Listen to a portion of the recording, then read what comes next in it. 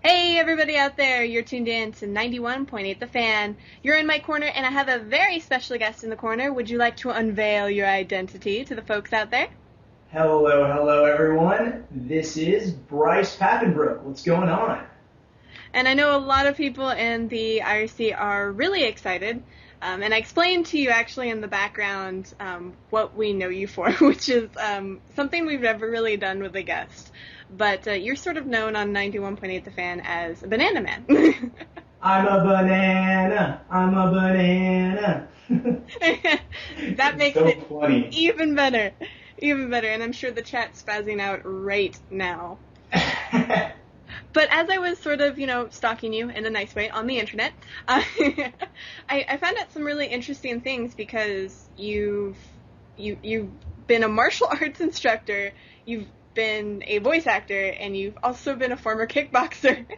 How do those mesh together? Well, I started martial arts when I was 5. I've always been in martial arts and loved it. And I got into the voice acting because my dad was a voice actor. So I used to go and watch him in the studio.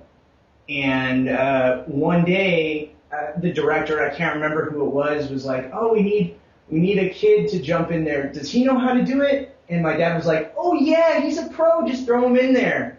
And I just kind of got in there and acted. I guess I knew a little bit just from watching him, and sort of worked out. And I've been voice acting ever since, and fighting ever since also. That's kind of cute. I thought it was really different hobbies, I guess. So I was like, how did those work together? And I mean, I guess smacking, people around would help you in anime when quite often you have to smack other people around.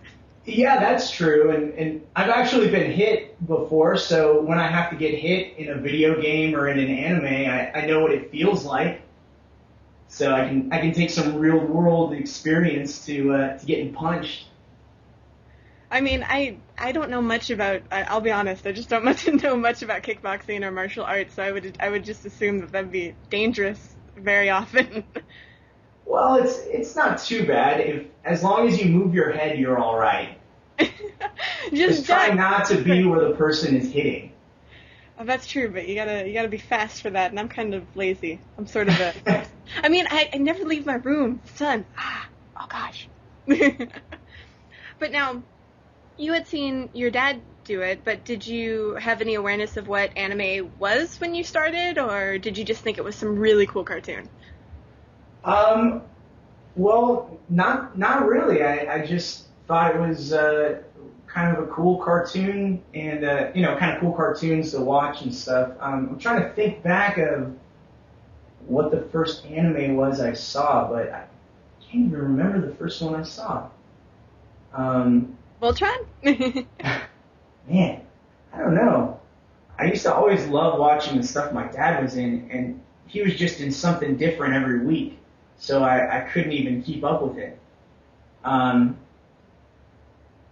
It's actually kind of cool. I still see things on TV that my dad was in that I had no idea he worked on. I had Street Fighter on the animated movie on the other day, and I heard a voice. I'm like, what the? That's my dad's voice, and I had no idea he had played. He was Dan in that, and it was crazy just hearing something that he worked on, and I had no idea. That's so kind of neat, things though. like that are really cool.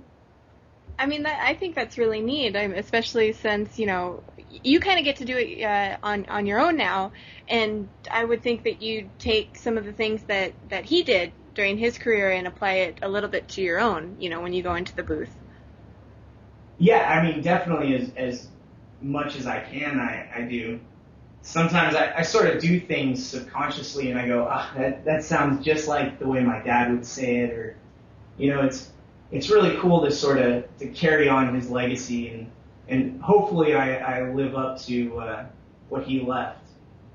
Well, I'm sure the fanboys and the fangirls in our live chat and the listeners out there will definitely agree that you have. They're thank you freaking very out. much. It means a lot to hear it from the fans. It's awesome. And now, obviously, because we mentioned Banana Man, I was wondering if you could talk a little bit about your character and Rara, a little bit about what his role is in the show. Sure. I played Masao Mikita, and he is a friend of Mikado. He sort of shows him around Ikebukuro, the city where the whole story takes place. And he's sort of a womanizer, except he's kind of terrible at picking up on girls. Well, I don't want to give away too many spoilers, but he was the leader of a gang called the Yellow Scarves, and the story slowly unveils his past and what he went through, and it's such an awesome anime. It's really, really cool. Everyone has to check this one out. Well, I'm kind of curious, have you seen the fan reaction to this show? Because it garnered a lot of attention from what we saw, when it came out in Japan. And I've seen a lot of people, cosplaying it, dressing up in costumes from the show. Have you gotten to see that at all now that it's released in the U.S.? I have seen a lot of people dressed as Kita, which is really, really cool.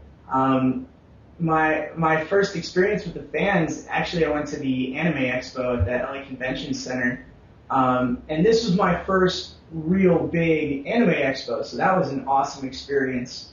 And the fans were going crazy. I loved it. I was on a panel with a bunch of other actors that were in the show, and it was a huge audience, and it was so much fun. It was really, really cool.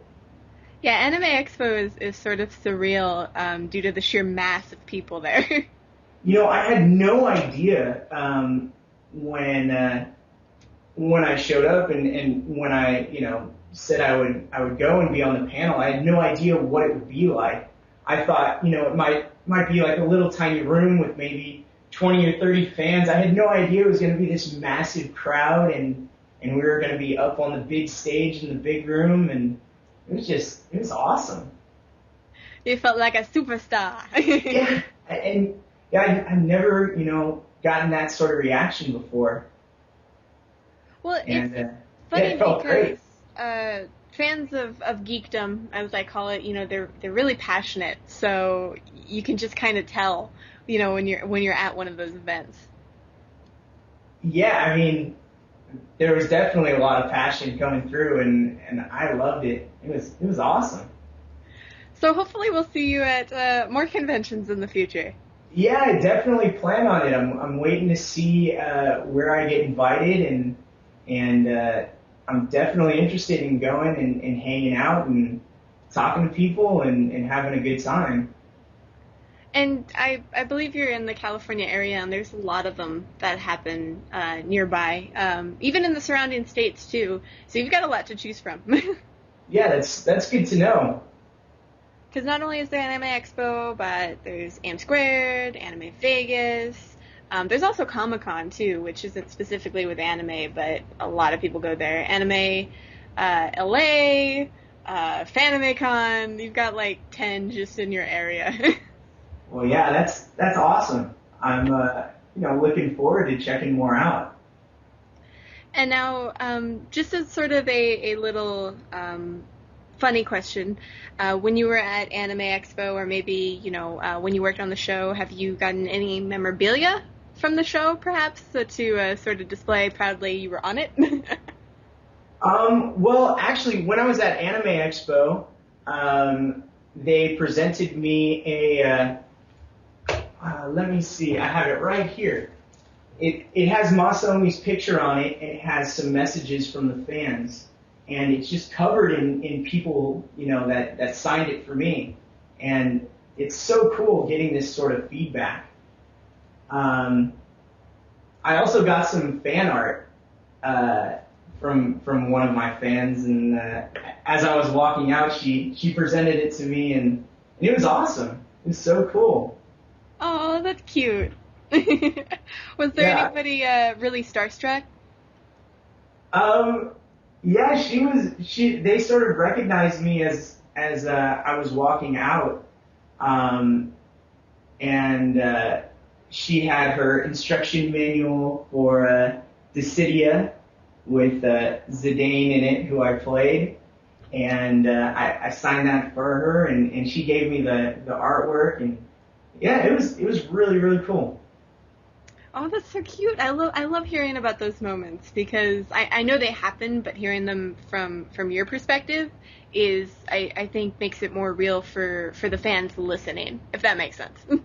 Yeah, and it was great because this was sort of the first time that had happened that someone recognized me and not just recognized my voice. Um, and I thought that was great. It was really cool. Another fan, she had actually drawn Kita on her shoes, and I thought that was awesome. She said it took her about a month to do this drawing on her shoes, and it was really good. So I signed her shoes for her. I'd be really worried about getting my shoes dirty after that. Well, maybe she won't wear them anymore. Maybe she framed them or something. Oh, that's actually kind of funny. But you actually helped me make a segue here because you mentioned Zidane. Thank you very much for making my job easier. No problem. Here to help.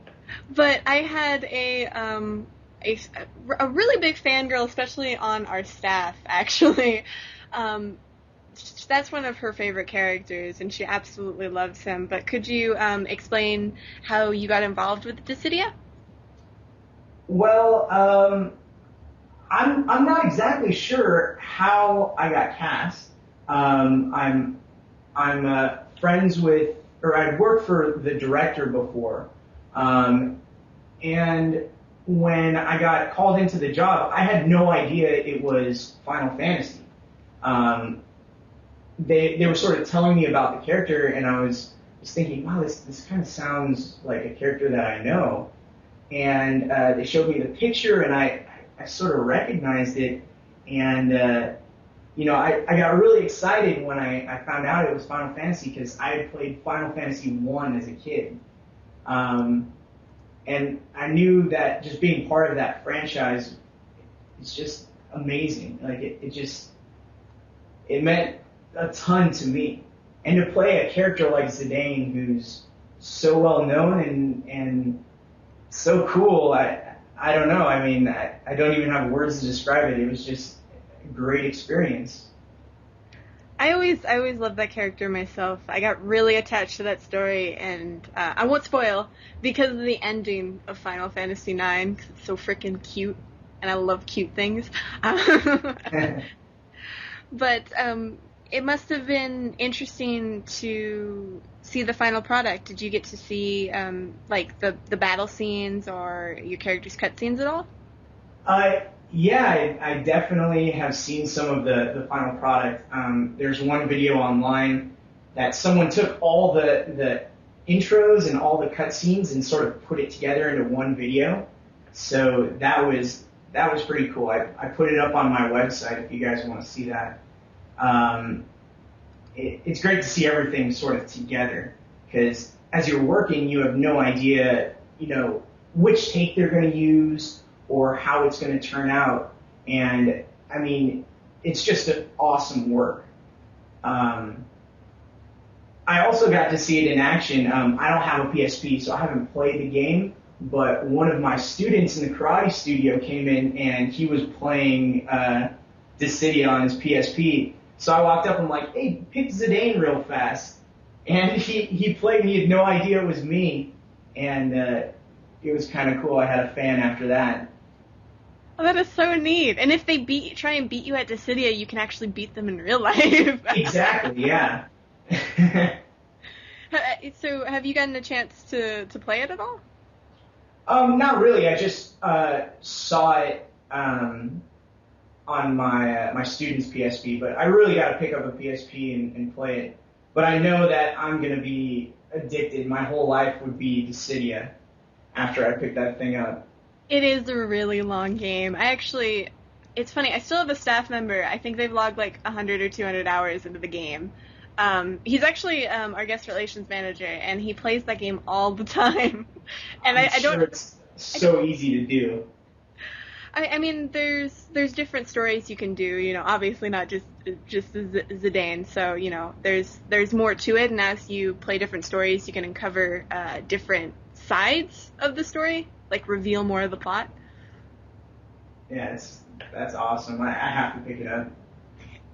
Well, with that, I think we're going to take a very short break here on 91.8 The Fan, but don't go anywhere, because our special guest isn't going to go anywhere unless I scare him. So make sure to keep it tuned to your favorite station, 91.8 The Fan, everything you want and nothing you don't. Have you heard of 918 The Fan? What does 91.8 The Fan have? Anime news, Interviews, reviews, anime radio, forums, web chat, 24/7 live DJs. all of this and so much more. If you're looking for a great time, With great friends, great DJs, great music. then you need to head on over to 918thefan.com. 91.8 The Fan. Everything you want to hear, nothing you don't. Hey, everybody out there, you're tuned in to 91.8 The Fan, obviously. If you didn't know where you're tuned into, I don't know how you found us on the internet, but welcome. And also, welcome back, my awesome guest. Would you like to make sure that, you know, give them a sign of life that you're still there? Banana power! Banana power! What's up? We keep making him watch that, apparently. It's supposed to be my new ringtone. It's supposed to be a form of torture, but it's having the opposite effect. No. But we were talking a little bit behind the scenes, and I want to know for the listeners out there, is there any projects they can, you know, pick up and hear you in? Anything that's coming out soon, or anything that recently came out? Well, everyone should definitely watch Durarara. It's on Cartoon Network, late night in the anime block at about 12:30 Saturdays. Definitely watch that. It's probably my favorite anime right now. And I have some other projects coming up which I can't tell you about yet, but they'll be coming soon, and they're really cool. And as soon as I can talk about them, I will let you guys know.